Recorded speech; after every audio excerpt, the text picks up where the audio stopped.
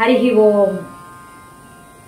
శ్రీమన్నారాయణీయము 33వ దశకము నవమ స్కంధ పరిచ్ఛేదము అంబరీషోపాఖ్యానము. వైవస్వతాఖ్యమనుపుత్ర నభాగజాత వైవస్వతాఖ్యమనుపుత్ర నభాగజాత నాభాగనామక నాభాగనామక. ఇక్కడ హైఫన్ ఉంది కాబట్టి కలిపి చెప్తాము. వైవస్వతాఖ్యమనుపుత్ర నభాగజాత నాభాగనామక. వైవస్వతాఖ్యమనుపుత్ర నభాగజాత నాభాగనామక. నరేంద్రసుతోంబరీషః నరేంద్రసుతోంబరీషః. సప్తార్ణవావృత మహీదయితోపి రేమే. సప్తార్ణవావృత మహీదయితోపి రేమే. త్వత్సంగిషు త్వయి చ మగ్నమనాః సదైవ. త్వత్సంగిషు త్వయి చ మగ్నమనాః సదైవ. వైవస్వతాఖ్యమనుపుత్ర నభాగజాత నాభాగనామక. నరేంద్రసుతోంబరీషః సప్తార్ణవావృతమహీదయితోపి రేమే. త్వత్సంగిషు త్వయి చ మగ్నమనాః సదైవ. త్వత్ప్రీతయే సకలమేవ వితన్వతోస్య. త్వత్ప్రీతయే సకలమేవ వితన్వతోస్య. భక్త్యైవ దేవన చిరాదభృతాః ప్రసాదం. భక్త్యైవ దేవ న చిరాదవృథాః ప్రసాదం. येनास्य याचनमृतेऽप्यभिरक्षणार्थं. येनास्य याचनमृतेऽप्यभिरक्षणार्थं. चक्रं भवान् प्रविततार सहस्रधारम्. चक्रं भवान् प्रविततार सहस्रधारम्. त्वत्प्रीतये सकलमेव वितन्वतोऽस्य. भक्त्यैव देवन चिरादभृताः प्रसादम्. येनास्य याचनमृतोऽप्यभिरक्षणार्थम्. चक्रं भवान् प्रविततार सहस्रधारम्. सद्वादशी व्रतमथो भवदर्चनार्थम्. सद्वादशी व्रतमथो भवदर्चनार्थम्. वर्षं दधौ मधुवने यमुनोपकण्ठे. वर्षं दधौ मधुवने यमुनोपकण्ठे. पत्न्या समं सुमनसा महतीं वितन्वन्. पत्न्या समं सुमनसा महतीं वितन्वन्. पूजां द्विजेषु विसृजन् पशुषष्टिकोटिम्. पूजां द्विजेषु विसृजन् पशुषष्टिकोटिम्. सद्वादशी व्रतमथो भवदर्चनार्थम्. वर्षं दधौ मधुवने यमुनोपकण्ठे. पत्न्या समं सुमनसा महतीं वितन्वन्. पूजां द्विजेषु विसृजन् पशुषष्टिकोटिम्. तत्राथ पारणदिने भवदर्चनान्ते तत्राथ पारणदिने भवदर्चनान्ते दुर्वाससास्य मुनिना भवनं प्रपेदे दुर्वाससास्य मुनिना भवनं प्रपेदे भोक्तुं वृतश्च सनृपेण परार्तिशीलो भोक्तुं वृतश्च सनृपेण परार्तिशीलो मन्दं जगाम यमुनां नियमान् विधास्यन् मन्दं जगाम यमुनां नियमान् विधास्यन् तत्राथ पारणदिने भवदर्चनान्ते दुर्वाससास्य मुनिना भवनं प्रपेदे भोक्तुं वृतश्च सनृपेण परार्तिशीलो मन्दं जगाम यमुनां नियमान् विधास्यन् राज्ञाथ पारणमुहूर्त समाप्तिखेदाद् राज्ञाथ पारणमुहूर्त समाप्तिखेदाद्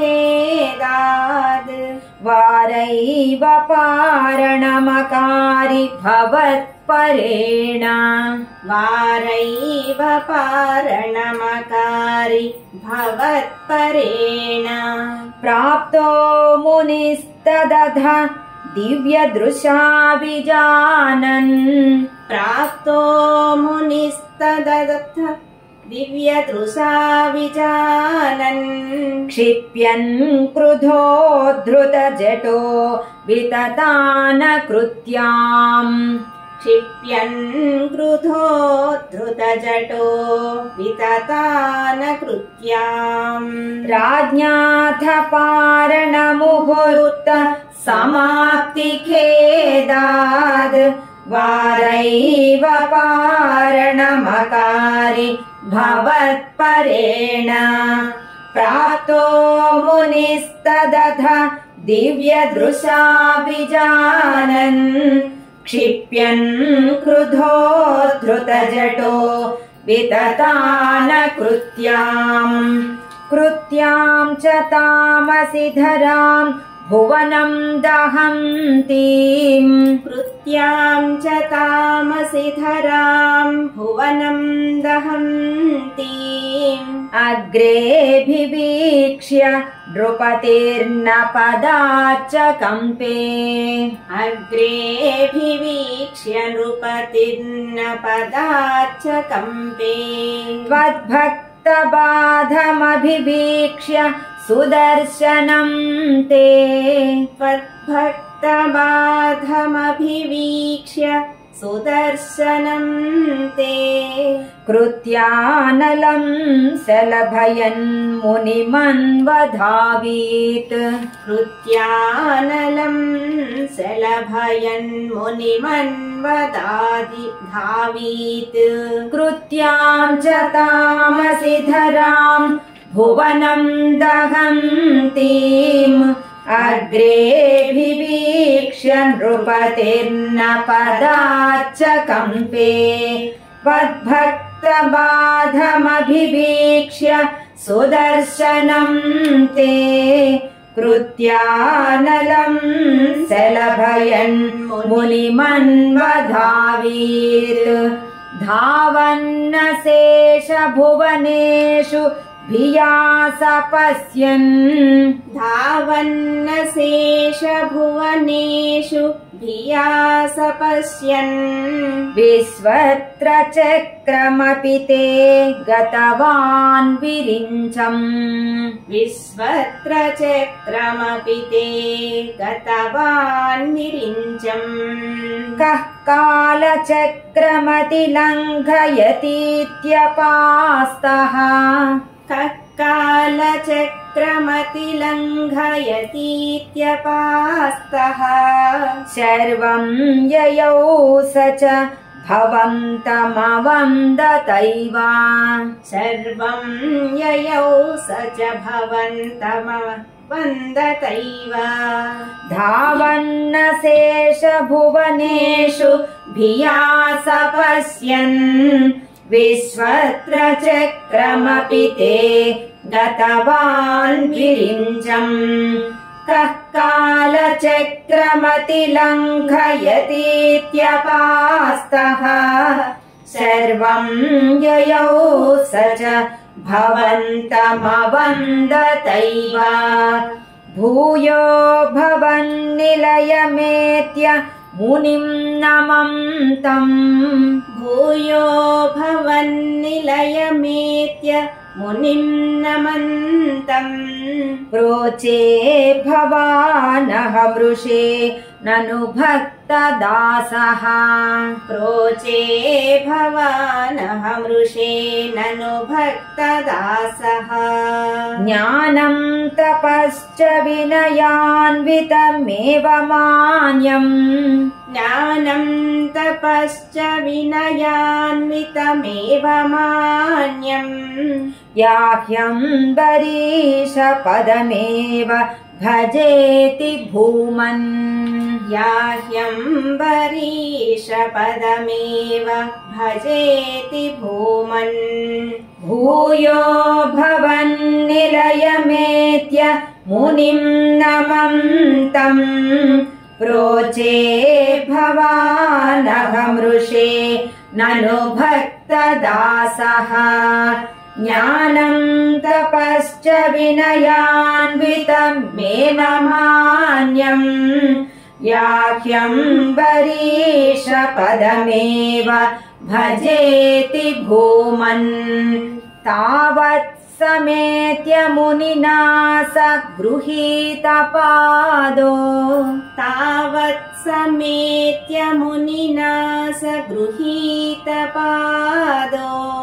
राजापसृत्य भवदस्त्रमसावनौषीत् राजापसृत्य भवदस्त्रमसावनौषीत् चक्रे गते मुनिरदादखिलाशिषोऽस्मै चक्रे गते मुनिरदादखिलाशिषोऽस्मै त्वद्भक्तिमागसि कृतेऽपि कृपां च शंसन् त्वद्भक्तिमागसि कृतेऽपि कृपां च शंसन् तावत् समेत्य मुनिना स गृहीतपादो राजापसृत्य भवदस्त्रमसावनौषीत् चक्रे गते मुनिरदादखिलाशिषोऽस्मै त्वद्भक्तिमागसि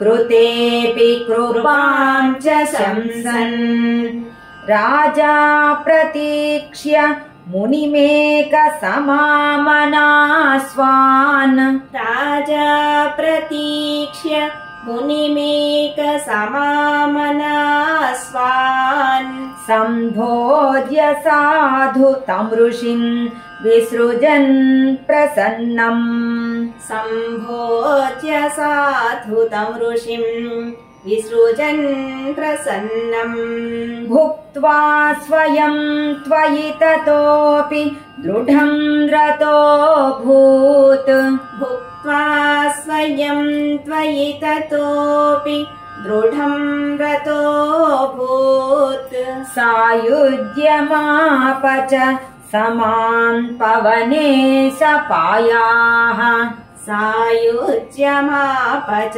समां पवने सपायाः राजा प्रतीक्ष्य मुनिमेकसमामनास्वान् सम्भोज्य साधु तं ऋषिं विसृजन् प्रसन्नम् भुक्त्वा स्वयं त्वयि ततोऽपि दृढम् रतोऽभूत् सायुज्यमाप च समाम् పవనేశపాయాః.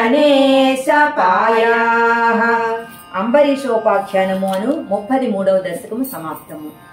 నారాయణ నారాయణ గోవింద శ్రీమన్నారాయణ నారాయణ గోవింద నారాయణ నారాయణ గోవింద లక్ష్మీ నారాయణ నారాయణ గోవింద. హరి ఓం.